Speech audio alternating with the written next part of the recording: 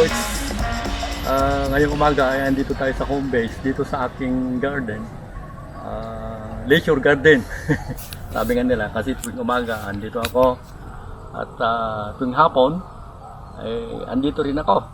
At dito po may mga litos tayo dito, may mga ano tawag dito, yung banana lakatan.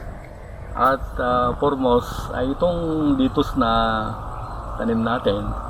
Kasi ito, naitanam natin nung birthday natin, December 9, at hopefully, namunga na. Oh? Namunga na sila. So, ito, papakita lang natin kung paano ang pag-aalaga nito. You know, no?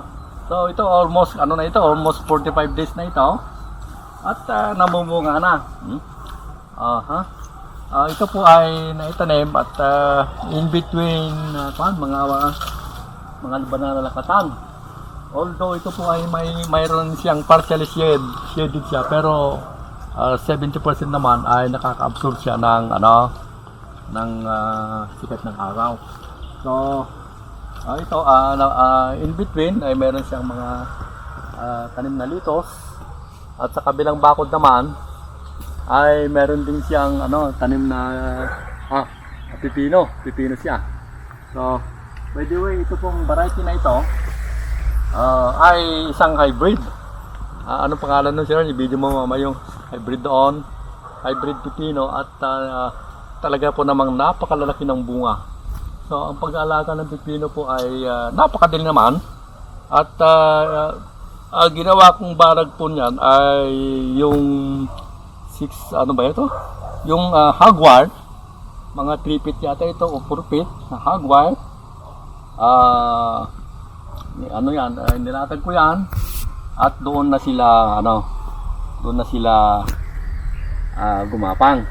So although itong pipino na ito, as of the moment, gagaling namin sa palengke kanina, ay ang price po nito ay 100 pesos per kilo.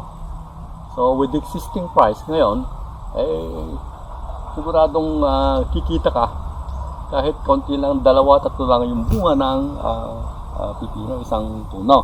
So ngayon po mga kaibigan, ang gusto kong palabasin dito ay yung pag-aalaga. Ang pag-aalaga kasi, nakikita natin dyan, ito ay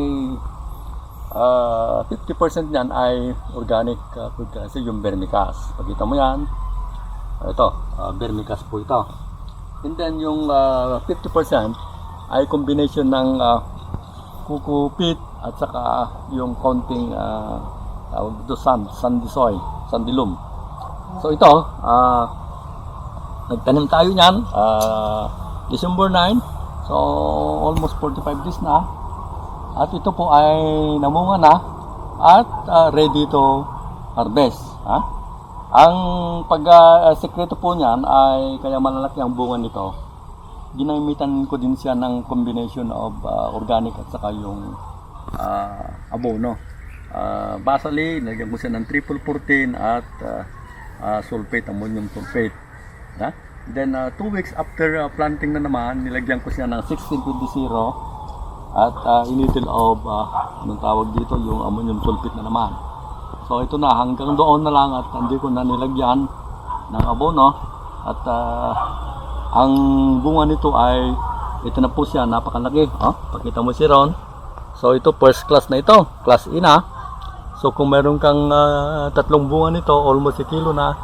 So may pan talaga, may presyo.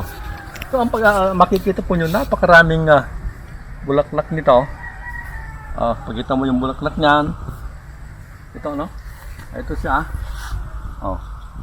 So ang sekreto kung bakit malalaki ang bunga ay pruning. Pagka maraming dahon, pag maraming dahon na ganito, dapat bawasan natin siya. Hindi po ba? Kahit sa palay din, minsan yung mga palay natin over vegetative, sabi nga nila, yung mga traditional way na inaalisin nila ng dahon sa taas para ma-minimize yung over vegetation. Yung sobrang abono na nakain ng halaman. dito po, ang purpose po natin ng pruning ay para bawasan yung sobrang dahon. Kasi pag sobra po ang dahon ng isang halaman, gaya ng pipino, yung pong inilagay nating abono dito, ay paakyat yan, papunta sa mga dahon, sa mga sanga-sanga, at sa bunga. So, tatlo pong pupuntahan yan, yung dahon, yung mga twigs, mga sanga, at saka yung bunga. Ngayon, pagkasobra po ang dahon, ay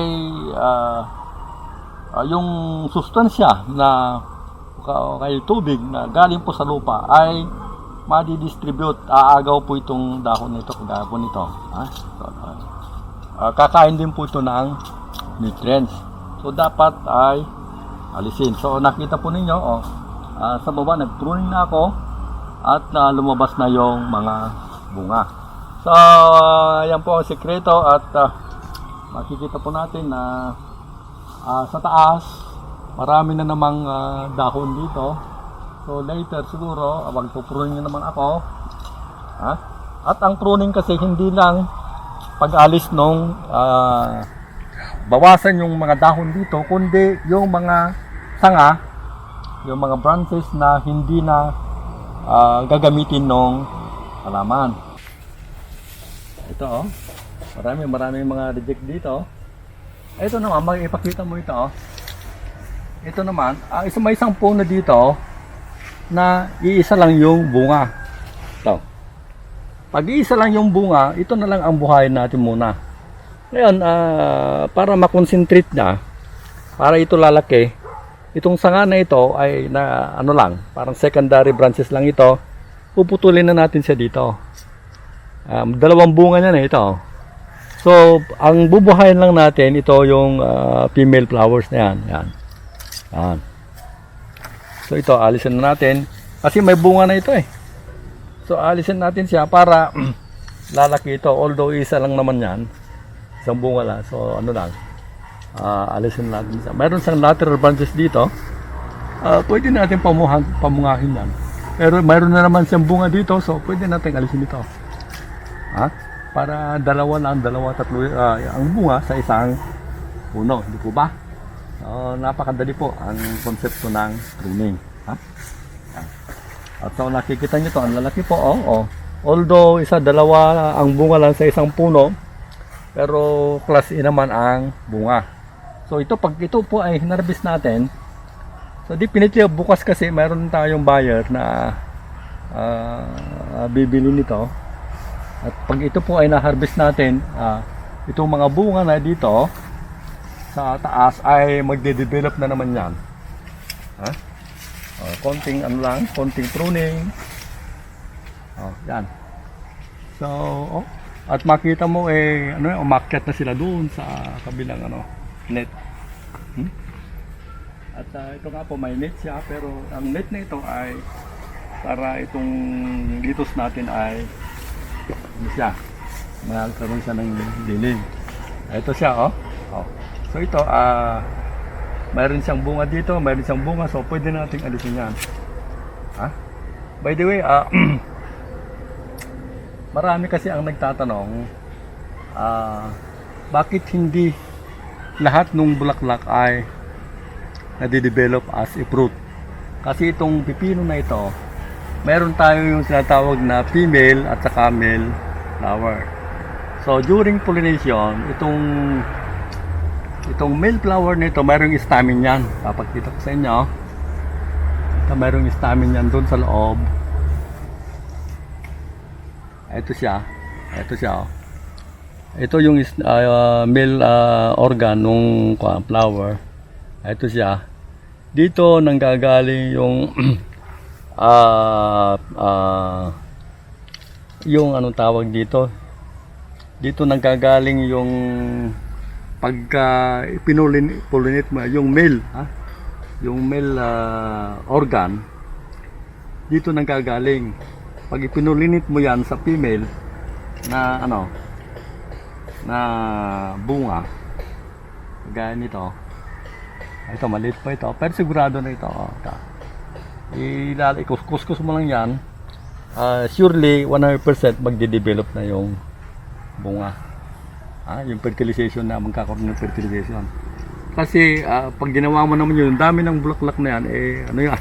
So ang natural pollination yan, yung mga ano ba yung tawag doon? Mga bubuyog ba? Mga bees, yan ang natural pollination. Kaya marami sila nagpupullinate yan, nagde-develop, napifertilize yan, di ba? Ito yung ano naman, female flower yan, so nagde-develop na naman yan. So dalawa ito, si Ron. Makita natin ito, dalawa ito. So anong gagawin natin pagka dalawa ito? So isa lang yung bubuhayin natin kasi yan. Alisin natin ito.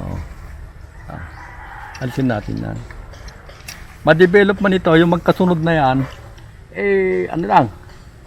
maliliit lang. So itira lang natin yung isa para siya ma-fertilize, madalaki siyang para mas malaki ang bunga. Ito, sira na. Ito, ano mo? Kung pinabayaan natin ito ba beneficial pa? Productive pa ba sa pipino? Hindi na. Alisin lang natin yan. Although may bulaklak siya, pero hindi na siya productive. Ang karamihan kasi sa mga nagtatanim, ang sabi nila, mas maraming dahon, mas maganda. Mas maraming sanga, mas maganda. Oo nga po, maraming dahon, maraming sanga, maraming bulaklak, pero papansin ninyo, mamumunga sila, maliliit lang yung bunga. Kung minsan nag-aagawan sila ng nutrients, di ba? So, bakit hindi lang natin alisin yung extra branches, ganito, yan. Ito po yung ginagawa ko araw-araw, tinitingnan ko. Ito. Kung pwede na sana ulamin itong lateral branches nito, masarap ito. Yan. Yan. Sa mga nagtatanim, bago magtanim, ganito po ang ginagawa ko. Para dadami po yung bunga. Hindi naman dadami, kaya lang makukontrol yung bunga, pero panay class malalaki, di ba? Yan. So dito sila, pakita mo. Ito sila, tignan mo, ang dami, 2, 3 sa isang puno, di ba? Yan siya. Dito. Ito siya, mayroon naman dito. Alisan lang natin yung mga dahon na sira, damage ng insekto. Yan. Yan. Ano mo? Okay. So, yan. Dito naman, pakita mo ito, mga bagong tanim ito. Ito, mga 3 weeks pa lang yung ito. At ito na, nakaready na yung balag nila. Ito yung bakod. So meron kayong mga bakod na hagwire, pwede nyo tamnan ito ng pipino, di ba? Okay. Doon, marami pa doon.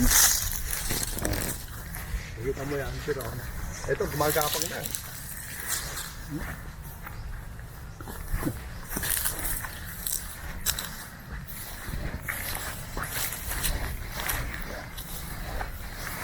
Poinset, Doc.